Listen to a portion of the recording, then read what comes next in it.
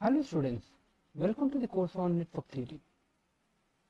In today's lecture, we are going to discuss on the topic on ABCD parameters application to real world problems, and we are going to solve some numerical problems. So till now, what we have seen the mathematical structure of our ABCD parameters. Let us see where they appear in one of the most important real engineering systems, that is the electric power transmission network. Your power transmission lines generally behave like a distributed electrical network, and hence they can be modeled very effectively using the two-port parameter representation. So if you go through this particular diagram, that in the left hand side, that is the sending end. So here we are trying to see the generation station, which is represents the sending end voltage or sending end current at the port 1. Here we define V1 as the sending end voltage and I1 as the sending end current. This represents the electrical condition at the generator side. So in power engineering, we are usually interested in how these sending end variables relate to the receiving end conditions. So transmission network here is generally act as a two-port network. So the transmission line which connects between the generation station and the load is treated as a two-port network. This abstraction is extremely powerful because it allows us to represent this particular transmission line as the long transmission line or medium transmission line or even the short transmission line, and we try to represent it as a distributed parameter model using a compact matrix relations. So in reality, these transmission lines are distributed systems, but the ABCD parameters allows us to model them as an equivalent lumped systems.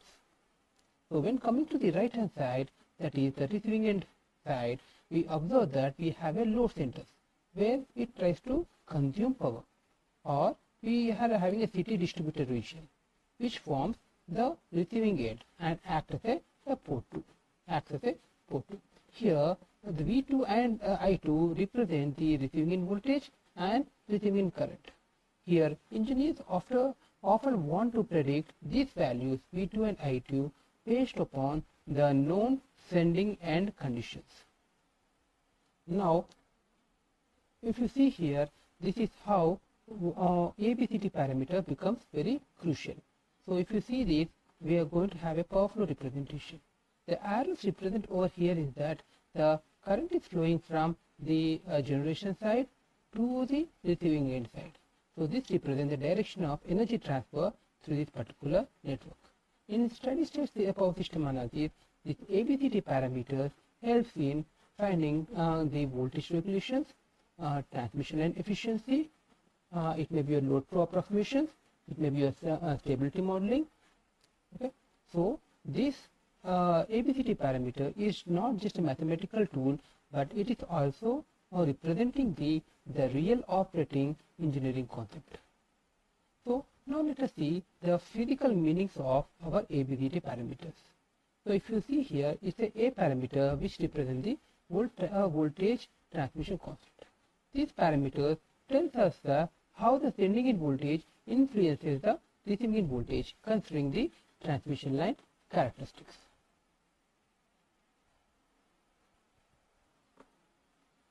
So in simple words, we are going to say that how much this particular original voltage reaches this particular load. Now next important parameter is the B parameter, which we generally call it as impedance transfer constants. And this parameter actually captures the effect of the load current on the sending end voltage. So it represents the voltage drop effect due to the line impedances. Next comes the C parameter, which we generally call it as a admittance transfer constant. What is trying to describe? This describes how my sending end voltage contributes to the receiving end voltage, receiving end current. So it becomes especially important in long transmission lines when we are having the short capacitance effects are significant. And the last parameter which we have is here D parameter, which represents the a current transmission constant or volt current gain. This parameter relates the sending in current to the receiving in current. So what it is actually representing is that how my current is propagating through this line considering the distributed effect. So we can conclude that our ABCD parameters provide a compact mathematical bridge between the sending end and receiving end electrical behavior. So this makes them fundamental in for power system analysis, transmission line modeling, grid planning, and protection studies. Now that we have seen the most classical application of ABCD parameters in power systems, let us explore the other engineering domains where these ABCD parameters are naturally arise. So this will help you understand that this concept is not just limited to power system engineering, it also applicable for other universal network modeling tools. So these are some of the applications where these ABCD parameters are being used. The first application we are talking about here is the cascaded amplifiers.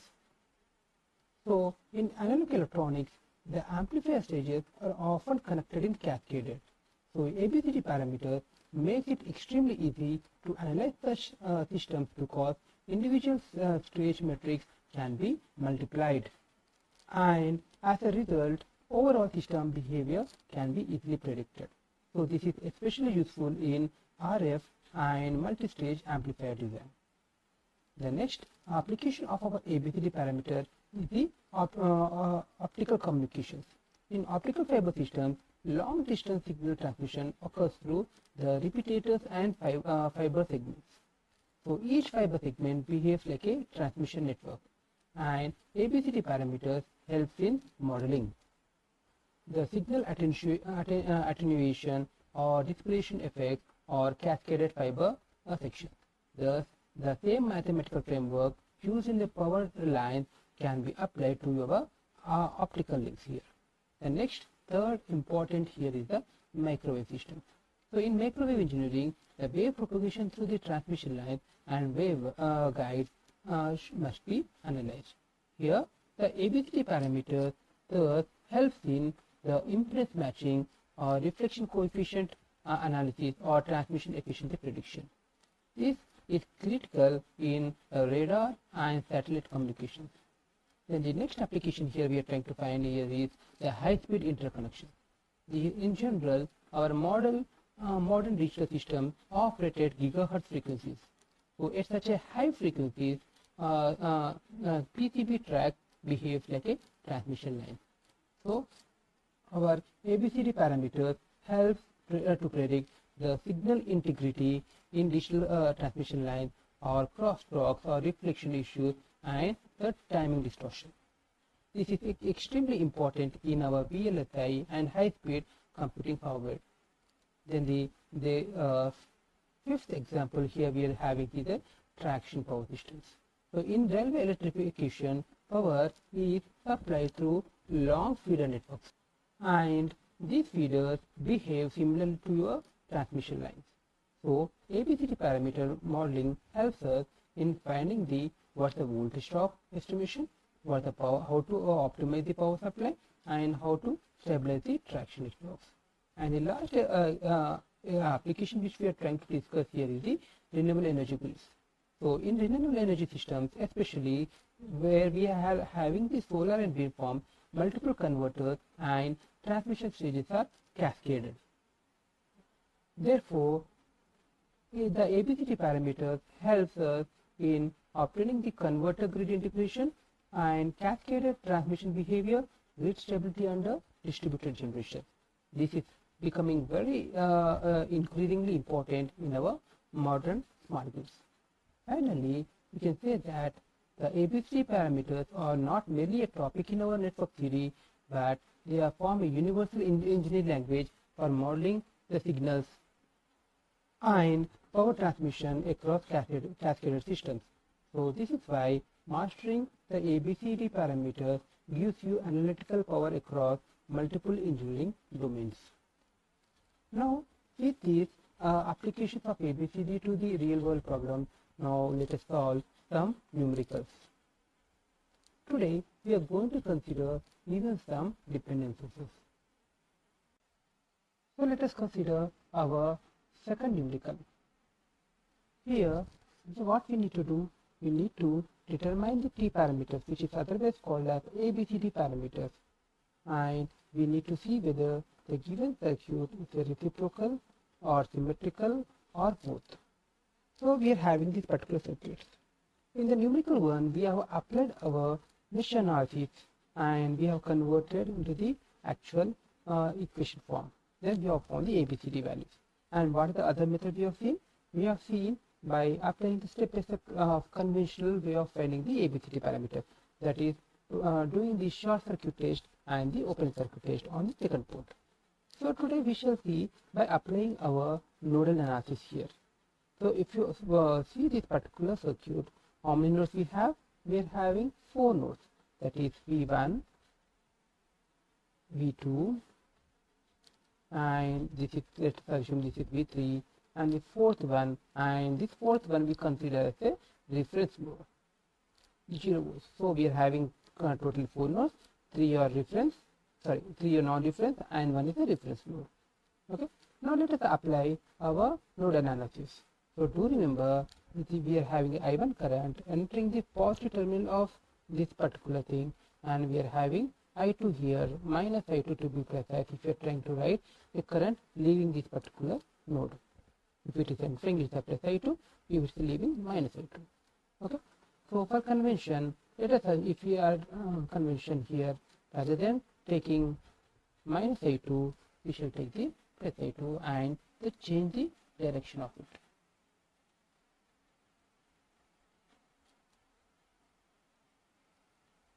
Okay. So let us assume the direction in the positive way. Right. Now let us write the nodal equations. So what is the first nodal equation we can write at node V3. So if you try to apply a nodal analysis here, we have an incoming current that is I1, and we are going to have an outgoing current that is V3 minus 0 by 2 plus V3 minus V2 by 1. So why we are going to consider this as V2? Because there is no voltage drop at this particular point. Okay. So this is our first equation. So let us rewrite again here. V1 equal to, this 1 by 2 is 0.5 and 1 by 1 is 1. So it is 1.5 V3 minus V2. So let us assume this as first equation. Now we shall apply our nodal analysis at the second node here. So the what is the incoming current we have? We have I2 and 4ix. So we shall write I2 plus 4ix equal to the outgoing current here V2 minus V3 by 1. So do remember here that here when we are trying to write the equation 1, we assume that V3 is greater than V2, and here when we are applying the nodal analysis at the node 2, we assume that V2 is greater than V3. So if you rearrange this particular equation, we are going to have I2 equal to 4ix, minus 4ix when it goes to the right hand side, plus V2 minus V3. So let us say this is equation 2. Okay. Now if you observe here, how many variables we have? I1, I2, V2, V3, 4, and we have Ix, that is 5. So let us eliminate first this Ix. Okay. So if you try to eliminate it, how we are going to eliminate? Ix is the current flowing through 2 ohm resistor. So we can write Ix is equal to V3 by 2. So if you try to substitute in equation 2, what we are going to get is I2 equal to minus 4 into V3 by 2 plus V2 minus V3. So my I2 is equal to minus 2 V3 plus V2 minus V3 again. So we have minus 2 V3 and minus V3.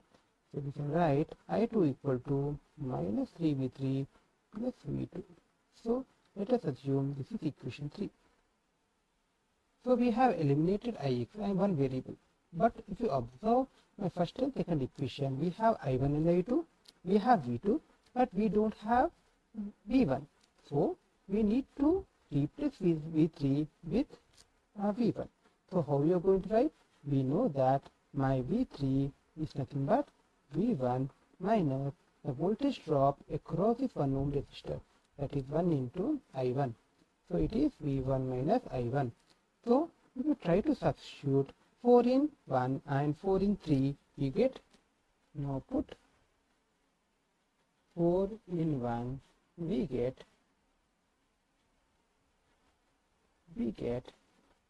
what is the first equation? I1 equal to 1.5, it is V3, and what is V3? V1 minus I1, then we have minus V2. Okay. Now let us rearrange this equation again. It is I1 equal to minus 1.5 V1 minus 1.5 I1 minus V2. So if we try to take this minus 1.5 I1 to the left hand side, we are going to get 2.5 I1 is equal to 1.5 V1 minus V2. So my I1 is equal to 15 by 25 I1 minus 10 by 25 V2. So this is V1. Okay. So it is 3 by 5 V1 minus 2 by 5 V2. This is my I1. Now if you try to substitute, put 4 in 3, we get, so what is the third equation we have? Third equation is I2 equal to minus 3V3 minus 3V3. What is V3? Minus V1 minus I1 plus V2 plus V2. So if we try to rearrange this equation, it is I2 equal to minus 3V1 minus into minus plus 3I1 plus V2. Okay. So, but if you try to see here, this is another equation. But what we require? We require V1, I1 in terms of V2 and I2. So, AV2 minus BI2, CV2 minus DI2.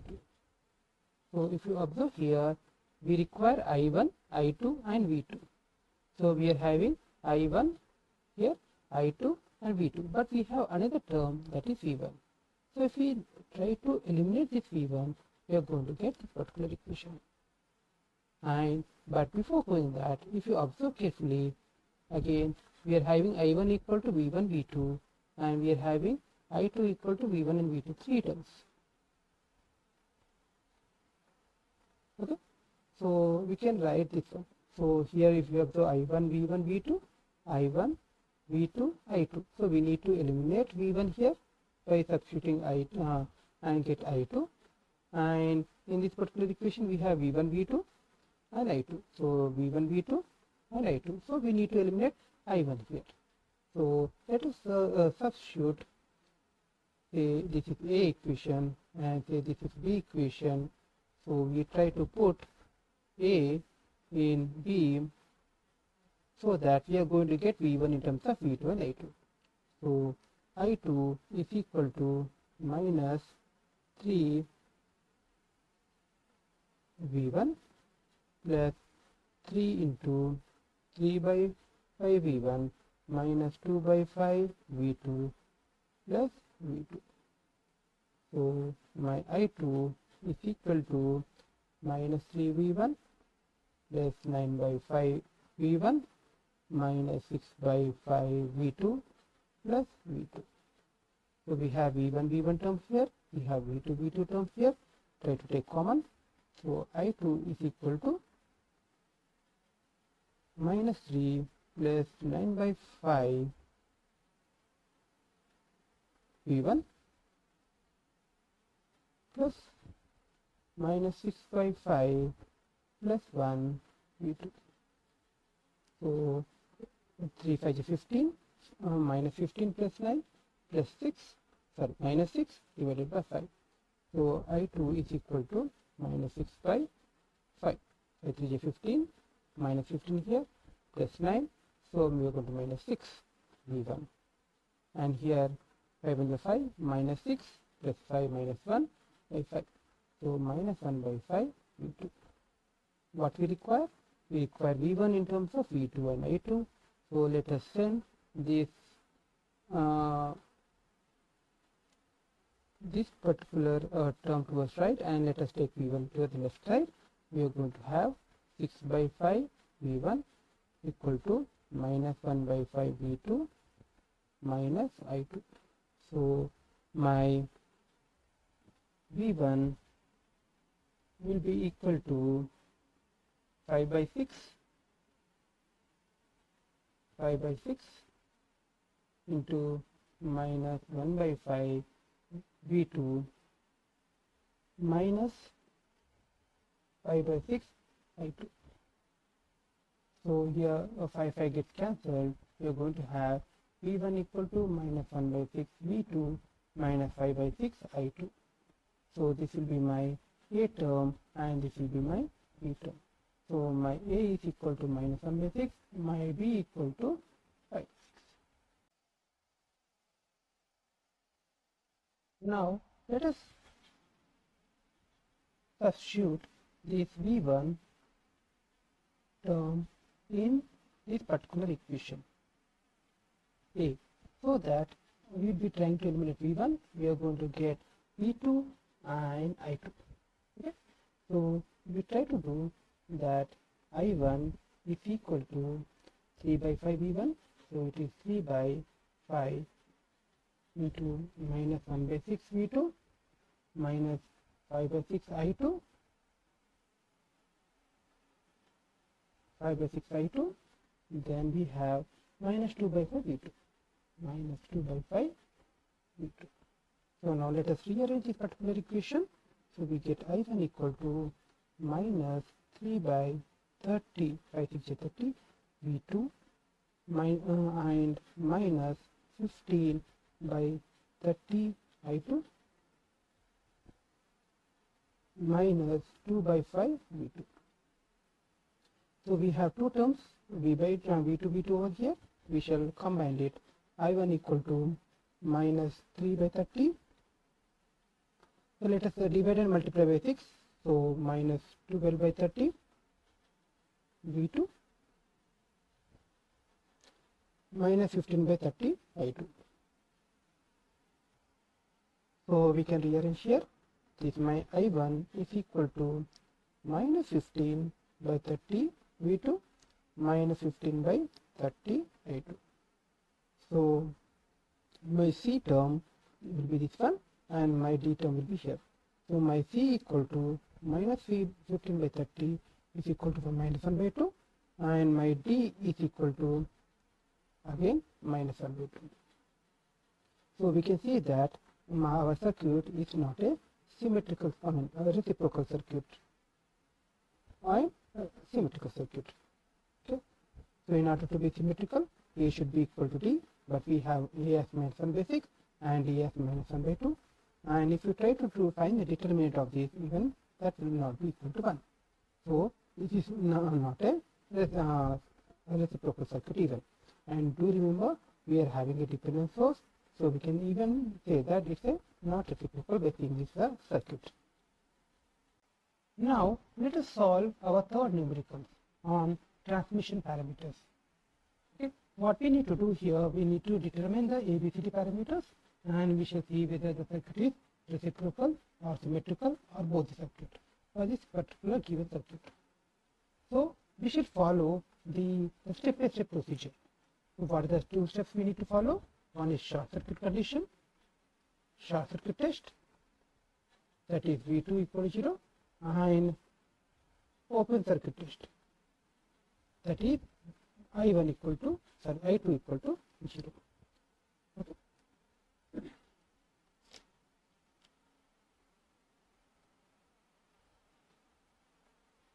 So let us take the first step, that is open circuit test.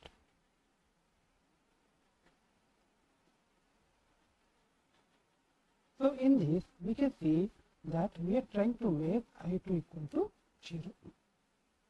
So whenever my I2 is equal to 0, how many these 6 ohm and 4 ohm are connected? These are connected in series. Okay. So indirectly my circuit is looking something like this.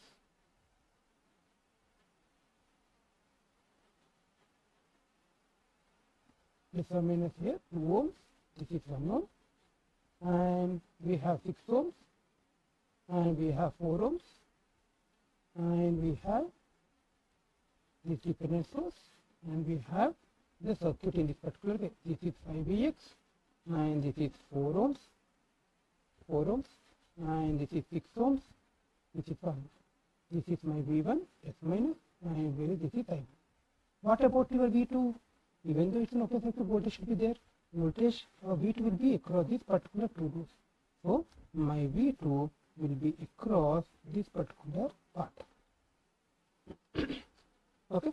Now let us apply our nodal analysis. So if we are trying to apply our nodal analysis at this particular node, what we are going to get is that the incoming current is I1. So how can we write I1? See, it is I1 is equal to, say, the voltage at this particular is Vx itself. We have Vx, voltage across 2 ohm is Vx, so let us assume this is Vx rather than creating any extra variable. So it is Vx minus 0 by 2 ohm plus Vx, and if we need to find the current flow into this particular branch, we need to take the voltage. So it is Vx minus 5Vx divided by 10. So how could we write? So it is Vx by 2, that is 0.5 Vx, and we have Vx minus 5Vx, so minus 4 Vx, minus 4 by 10, we are going to have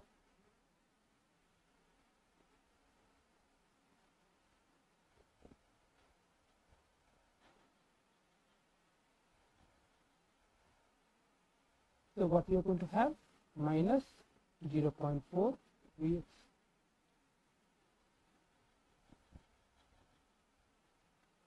Okay, Vx.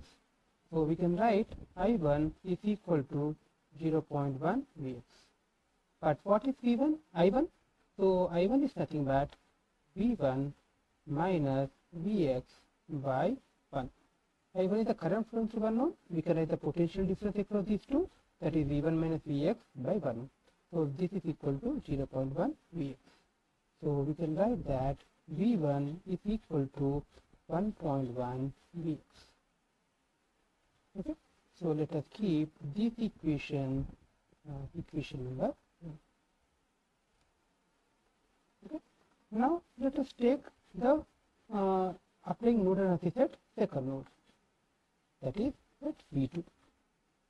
So if we require voltage across these two, V2 is nothing but voltage across your 4 ohm plus your voltage across your dependent source. So voltage across 4 ohm plus 5 Vx. But what is V4? V4 is the current flowing through this particular branch. So how do we need to write? So if we want to know the current, so we need to take potential difference across these two by total resistance. These two resistors are connected in series, right? So V4 is nothing but Vx minus 5Vx divided by 10. So minus 4Vx divided by 10. So nothing but minus 0.4 Vx. So if we try to substitute over here, we get V2 equal to much the current flowing through it is minus 0.4 Vx, and the value of resistance is 4. So 4 into minus 0.4 Vx plus 5 Vx. So if you try to write again here, my V2 will be equal to how much? 4 4 is 16. So minus 1.6 Vx is 5 Vx. So which we can write as V2 is equal to 3.4 Vx. Now what we need to find? we need to find the values of A and C, right? So when we try to have I2 equal to 0, we are going to obtain the parameters A and C. What is A here? A is nothing but it is V1 by V2 when my I2 equal to 0. And what is C? It is I1 by V2 when my I2 equal to 0. So if you want the value of A, try to divide this V1 and V2. So these are the two things we have here. So my A is equal to V1 by V2, but V1 is 1.1 Vx and V2 is 3.4 Vx. So my Vx cancel. So it is 11 by 34, which is equal to 0.3235. Now what we need to find? We need to find C. C is nothing but I1 by V2. We have V2 here. We have V2 over here. But what about I1? So we can write I1 as 0.1 Vx. Okay. So if we try to use this particular equation, that is I1 is equal to V1 minus Vx by 1. So which is equal to, but what is V1? V1 is nothing but 1.1 Vx. So it is 1.1 Vx and minus Vx. So we are going to have 0.1 Vx. Now if you try to divide I1 by V2, we are going to get T. So T is nothing but I1 by V2, that is 0.1 Vx divided by 3.4 Vx. So Vx gets cancelled. So we are going to have 0.02941. So what we got? We got A value as 0.3235 and C value as 0.02941. Now let us take the case 2. In case 2, what we need to do? We need to make the second port short, that is V2 equal to 0. So whenever we are trying to short this particular circuit here, we are going to get current I2 over here.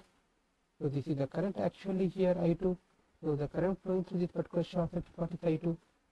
Okay. Now let us again apply our nodal analysis. So this will be my I1. So if you try to apply, my incoming current is V1 minus Vx by 1. This is nothing but I1 incoming current. What is the outgoing current? It is Vx divided by 2 plus current flowing through this one plus what is the current flowing through this? This is the one terminal is connected to Vx, the other terminal is connected to ground here. This is our ground. So it is Vx minus 0 by 6. So it is Vx minus 0 by 6. So if you try to rearrange, V1 minus Vx equal to 0.5 Vx plus 1 by 6 Vx. Okay. Now if you try to do manipulation computation again here, it is 1.5 Vx plus 1 by 6 Vx. So 9 plus 1, 10, 10 by 6. So my V1 equal to 10 by 6 Vx. Let us assume this particular equation as 1. Now let us write across the second type. So this here we are having I2. I2 current is getting divided among these two particular parts. Okay. So my I2 current will be equal to, we have assumed the current from flowing this is Vx by 6. So if you are trying to assume in this particular way, it is minus Vx by 6. So we have minus Vx by 6. And what about the current flowing through this? The potential difference across these two particular points divided by 4. So it is 0 minus 5Vx divided by 4. Right? So we have I2 is equal to, so minus 5 by 4 Vx minus 1 by 6 Vx. Okay. So if you try to do computation here, we are going to have I2 equal to minus 17 by 12 Vx. For example, it is I2 equal to minus 30 minus 4 divided by 24 Vx. So minus 34 by 24 Vx. So 217 ja, 212 ja. This is how we got I2 equal to minus 17 by 12 Vx. So let us assume this is equation 2.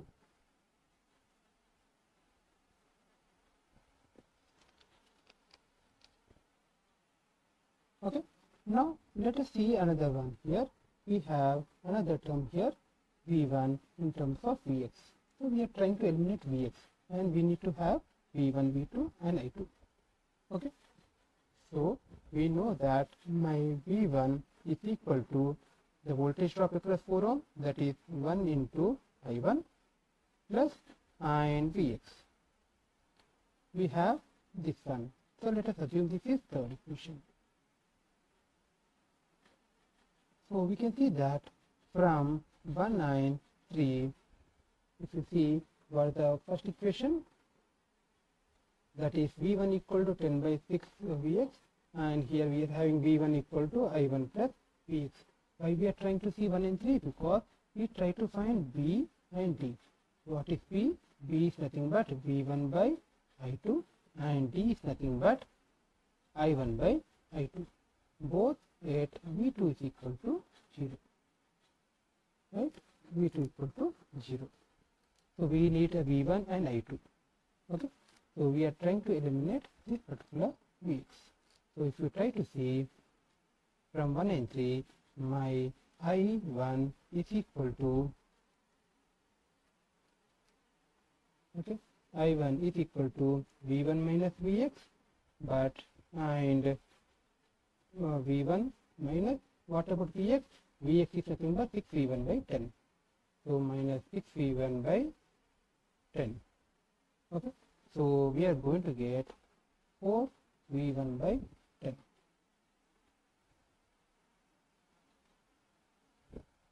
Okay. So if you try to see that D, which is equal to minus I1 by I2. So what is the D equation we have?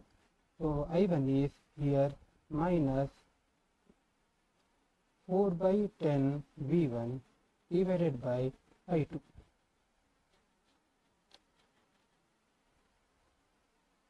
What is I2 here? I2 is minus 17 by 12 Vx. Minus 17 by 12 Vx. So if we see here, we are having V1 and Vx. We shall eliminate this V1 in terms of Vx. So my D is equal to minus 4 by 10. What is V1? So we know that V1 is equal to 10 by 6 Vx. So 10 by 6 Vx divided by minus 17 by 12 Vx. So Vx, 10 gets cancelled. So we can write here, which is equal to 4 by 6 into 2 by 17. So which is equal to 0.4706. So we got D. Now what about B? So we can write B equal to minus, V1 by I2 is equal to, V1 is nothing but 10 by 6 Vx, so 10 by 6 Vx, and what about I2? I2, how much we got? I2 equal minus 17 by 12 Vx. So minus 17 by 12 Vx. So Vx get cancelled. We have 10 by 6 into 12 by 17. Nothing but 20 by 17, which is equal to 1.176. So we can write our T parameters, which is equal to A, B, C, D parameters equal to, for the B and D we got, it is 1.176 ohms, and D we got 0.4706. And what about A? A we got 0.3235, and C we got 0.02941. So in this way we will be trying to solve our ABCD parameters. So with this, the lecture on transmission parameters has been completed. Now in the next class or next lecture, we shall see the H parameters. Thank you.